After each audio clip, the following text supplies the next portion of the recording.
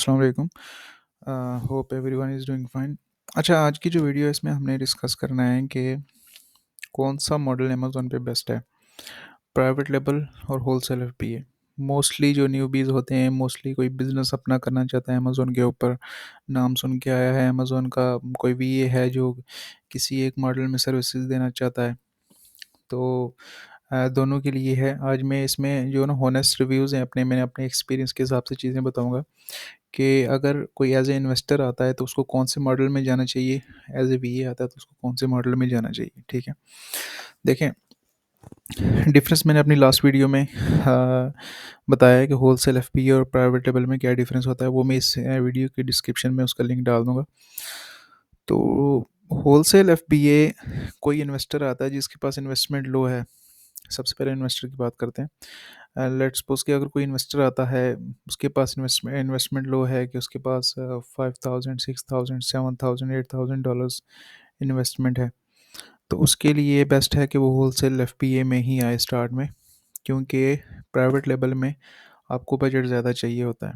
ठीक है, low budget में भी आप कर सकते हैं, बट उसमें आपकी एक्सपर्टीज़ डिपेंड करती है कितनी ज़्यादा है। और प्राइवेट लेवल में किसी की स्टार्ट में अच्छी एक्सपर्टीज़ नहीं होती।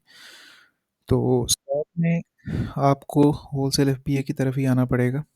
हाँ, क्योंकि प्राइवेट लेवल में अगर आप जाएँगे तो आपका बजट में एडवर्टाइज़िंग में लगेगा, आइटम्स निकालोगे आप, कीवर्ड्स निकालोगे, उसके ऊपर आप अपनी आइटम आइटम जो भी आपका कीवर्ड होगा उसको रैंक करने के लिए आप पहले अपनी करवाओगे उसको, चाइना से सोर्स करते हो, जिधर से भी करते हो।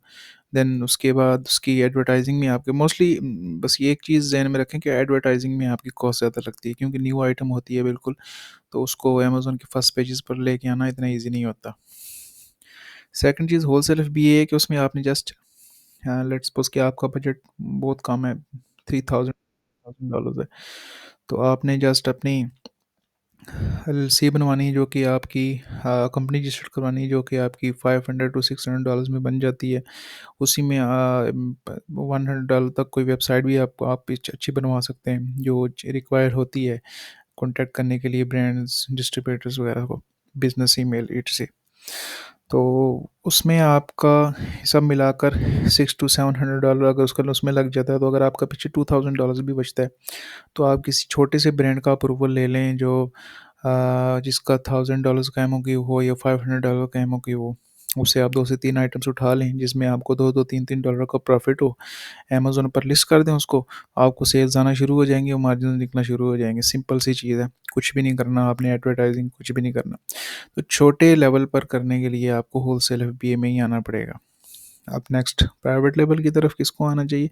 देखें, प्राइवेट लेवल की तरफ वो लोग आएँ जिनका लॉन्ग टर्म गोल है, जिनके पास इन्वेस्टमेंट ठीक है, जो चल सकते हैं इसमें, तो वो लोग प्राइवेट लेवल की तरफ आएँ। एज़ ए इन्वेस्टर बात कर रहा हूँ। क्योंकि प्राइवेट लेवल का मतलब है कि अपनी चीज़ जो होती है आपकी, अपनी लॉन्चिंग करना। तो होलसेल में मतलब बिज़नेस करना है, आपने पैसे बनाने का आपका पर्पज़ है, जस्ट सिंपल।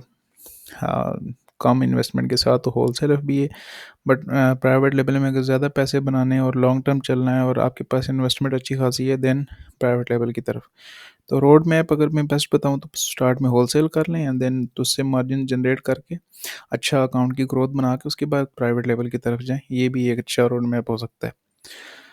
हाँ, अब वीएस की तरफ आएँ तो जो सर्विसेज़ के लिए लोग शुरू करते हैं अमेज़न पे, सीखना सीखते हैं, उसके बाद फिर अमेज़न पे वर्किंग शुरू करते हैं।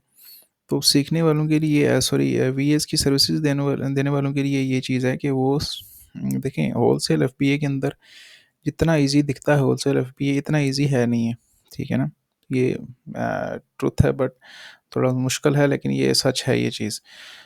होलसेल एफबीए इतना इजी नहीं है, मार्केट बहुत ज़्यादा सेचुरेटेड है नवाडेज, आपको इतना इजी अप्रूवल भी नहीं मिलता और अच्छी आइटम्स भी इतना इजीली नहीं मिलती, और काफ़ी मुश्किल हो जाता है अगर आप इसमें ज़्यादा टाइम नहीं लगाते। थोड़ा सा फ्रस्ट्रेटिंग किस्म का काम है होलसेल बीए का। बाकी इसमें अगर आप मेहनत करें फिर तो कोई मुश्किल नहीं है, लेकिन फ्रस्ट्रेटिंग काम है होलसेल बीए, काफ़ी ज़्यादा बोरिंग भी है। मतलब एक ही चीज़ आपने करनी होती है, हंटिंग और ढूंढनी होती है आइटम्स, वो सोर्सिंग, ब्रांड्स को डेली कांटेक्ट करना होता है। तो इसका क्या बेस्ट प्रोसीजर है इसका? देखें, अगर होलसेल एफबीए में आप आते हैं, क्योंकि होलसेल एफबीए में अगर सर्विसेज आपको क्लाइंट जल्दी मिल जाते हैं होलसेल एफबीए के अंदर, तो उस रीज़न से आप होलसेल एफपीए में आ सकते हैं, क्योंकि मोस्टली लोगों के पास इतनी इन्वेस्टमेंट नहीं होती, कम ही होती है, तो वो सब होलसेल का ही रुख करते हैं। और प्राइवेट लेवल की सर्विसेज की बात करें तो प्राइवेट लेवल के अंदर आपको स्किल मिलता है जो कि होलसेल एफबीए के अंदर नहीं मिलता। होलसेल में एफबीए में कोई स्किल नहीं है, ठीक है, वो बिजनेस है, आपने सोर्सिंग करनी है, कम्युनिकेशन स्किल जो होता है बस वही है, और कुछ नहीं है। टेक्निकल स्किल नहीं है होलसेल एफबीए के अंदर। प्राइवेट लेवल के अंदर टेक्निकल स्किल है, उसमें एसईओ टेक्निकल स्किल आ जाता है, पीपीसी टेक्निकल स्किल आ जाती है। तो ये टेक्निकल स्किल्स हैं आपके, इसमें दो आपको मिलते हैं। तो होलसेल प्राइवेट लेवल में ये चीज़ें आती हैं, अगर आप प्राइवेट लेवल की तरफ आते हो तो आपके पास ये स्किल्स आएंगे, और काम काफ़ी इंटरेस्टिंग होता है। आपने कीवर्ड की रिसर्च करनी होती है, पीपीसी में एडवर्टाइजिंग वगैरह में, उसमें भी कीवर्ड रिसर्च होता है। तो थोड़ा सा इंटरेस्टिंग काम है होलसेल की निस्बत। तो ये चीज़ है। अब डिपेंड आपकी इंटरेस्ट पे होता है कि आपको किस चीज़ में ज़्यादा दिलचस्पी है, कौन सी चीज़ आपको ज़्यादा इजी लगती है। Wholesale FPS step by step तो इजी है, बट आगे इसमें वर्किंग करना मुश्किल है, मैं वो चीज़ बता रहा हूँ। तो बाकी प्राइवेट लेवल थोड़ा सा इंटरेस्टिंग है इस निस्बत में, बट क्लाइंट रेशियो जो है वो होलसेल एफपीए में ज़्यादा है। तो ये चीज़ है इसमें, अगर आपको चीज़ें क्लियर हो गई हों देन आप अपना जो भी वे है वो चूज़ कर लें।